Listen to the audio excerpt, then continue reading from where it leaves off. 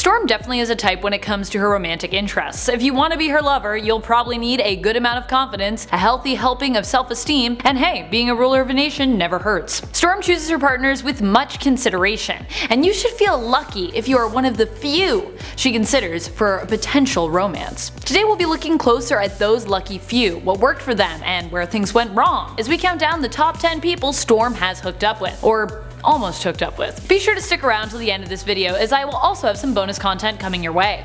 Alright, let's get counting. Number 10. Loki. While these two never fully end up together, Loki does consider that Storm might make a great queen to stand by his side as he rules Asgard. He tricks her into joining his guard by giving her Stormcaster and restoring her powers, making her the new Goddess of Thunder. That's one way to woo a lady. Make her the Goddess of Thunder. She'll never be able to resist. In other words, he's making her into someone who can rival his brother Thor. Storm almost fully joins Loki, but ultimately rejects him after discovering that something is amiss and that she's probably been manipulated. In the end, she joins her fellow X-Men to take him down. Storm really doesn't like being manipulated, but then again, who does? However, I would still love to see a world where these two consensually end up together. Is it weird that I think they make a cute couple? Minus the trickery, of course. No tricks. No.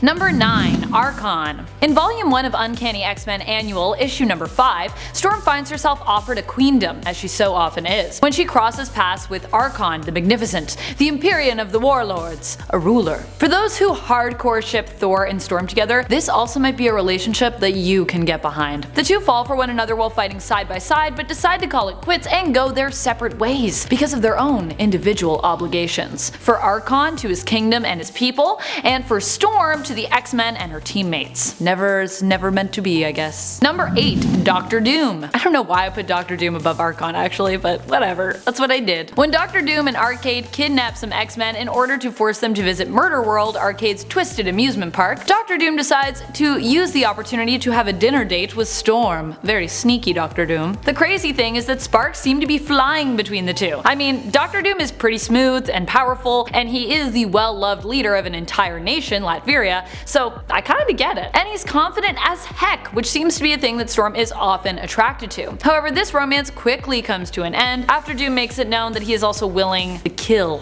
Aurora, inciting her wrath after he encases her in chrome to create basically a living Storm statue and spare her the ravages of age.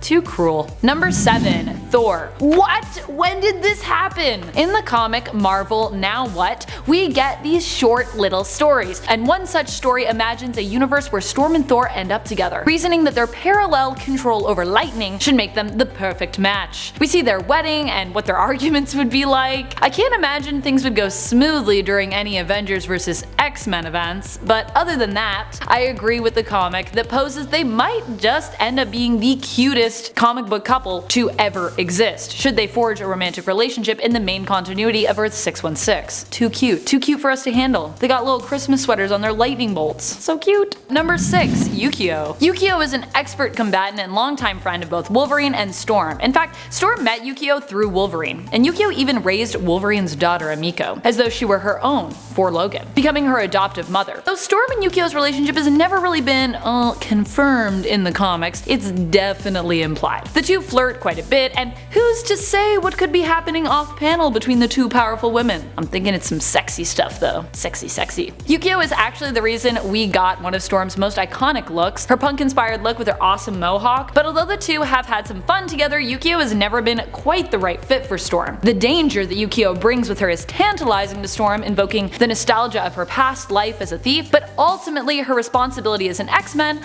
often causes distance between the two, though they have stayed fast friends, often resurfacing in one another's lives every now and again. They're so cute together. Number 5. Quicksilver. These two never really got the full opportunity to explore their romance in the Age of Apocalypse reality, as it was fairly bleak and we are led to believe that they both died in battle. But during this story arc, we got to see some behind the scenes into their feelings for one another through their thought bubbles. Yay, thought bubbles. There are a few touches and words here and there passed between the two as well that imply there's likely so much more going on off panel. And this version of Quicksilver appears to be a pretty good fit for Aurora. He's much more serious and determined after the death of his sister Wanda, and he also has a closer relationship to his dad Magneto, because this is back in the 90s, before that whole family tree for the Maximoff twins was retconned. Bring them back! I want them to be Magneto's kids! Don't retcon that, it was so good. Marvel, why? Number 4. Beast. This relationship comes to us from the alternate Marvel Ultimate Universe of Earth 1610. The two dated for a while, but their relationship was cut short by Beast dying, a strange recurring thing in Storm's romantic life. A lot of the people she dates end up dead for some reason. I guess because that's the only way writers can think of a relationship with Storm would actually end, because she's ultimately so cool, like why would you ever break up with her? But if you're dating her, just maybe be like extra careful in battle, just in case. Beast's death inspired her punk rock look in this universe, and she ended up turning to Wolverine for comfort. However, when Beast returned from the dead, Storm was quick to drop Logan in favor of rekindling her romance with Hank, who it turned out had his death forcibly faked by Professor X and Nick Fury. It was weird, but overall kind of a sweet romance. Number 3. Forge. These two fell for one another after Forge nursed Storm back to health after she was depowered. Aww. Storm, however, would later discover that Forge was actually responsible for her accidental depowering, causing her to get quite cross with him and putting a rift between the two. And understandably so. I wouldn't be happy if someone depowered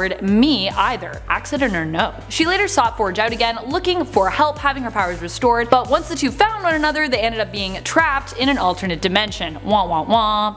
They were stuck there for a year, granting them time to make peace and make out, falling back in love with one another. Forge managed to give Aurora back her powers by deconstructing his cybernetic leg and using the components to build a device that allowed him to restore them. Comics, am I right? Storm then used her powers to return them to her own dimension. Unfortunately, Forge's own insecurities ended up causing the two to split. Forge had proposed to Storm, but because she hesitated momentarily, he rescinded his marriage proposal. He did not even wait for her to answer, assuming she couldn't possibly truly love him. How dare you hesitate? I feel like you have to be very confident to be with Storm. You really have to know your own worth. Come on, know your own worth, Forge. She loved you. She loved you. Coulda had Storm. Number 2. Wolverine. Aurora ended up with Wolverine after her breakup with Black Panther. While Logan and Aurora had worked together for years before this, their relationship was generally viewed as a strong platonic one. But upon her separation from T'Challa and returning to the X-Men, things started to heat up between her and Logan. The relationship actually looked like it was gearing up to be one of the best ones either had ever had so far. So of course, the comics had to find some way to ruin these two X-Men's happiness by killing off Wolverine. I know, so tragic. Leaving Storm behind to mourn him.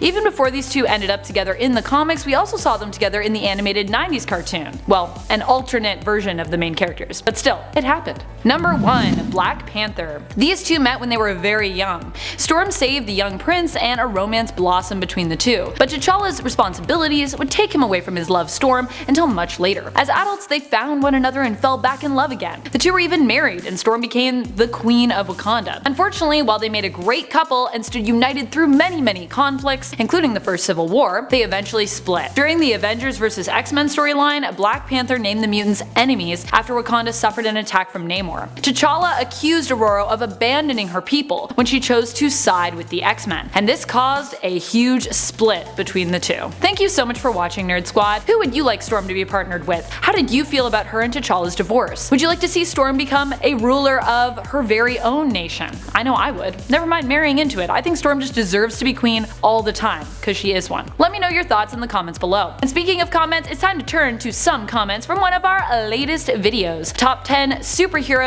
and supervillain couples you won't believe existed. Part 5. Peter Quinn comments, "Hey Amanda, great to see you again." Thanks Peter, and it's great to see you in the comments. Also, I love your username Peter Quinn. It reminds me of Peter Quill and Harley Quinn. That's a couple that I could actually ship. Is that weird? I don't know. Black Phoenix says, "I thought Reyes was Xavier and Mystique's kid." Also, Storm had actually lost her powers at the time that Loki attempted to make her the new goddess of thunder. That is true, she did. That's why it was so tempting to her as well. It was a chance to have her powers again. And Reyes is actually the child of Logan and Mystique, I think. And that's all the time we have for comments today. Be sure to comment below for the chance to have your thoughts featured in a future video. And be sure to like, sub, and ring our bell on your way down there. Till next time, this is Top 10 Nerd, and I'm Amanda McKnight, reminding you to stay nerdy, YouTube.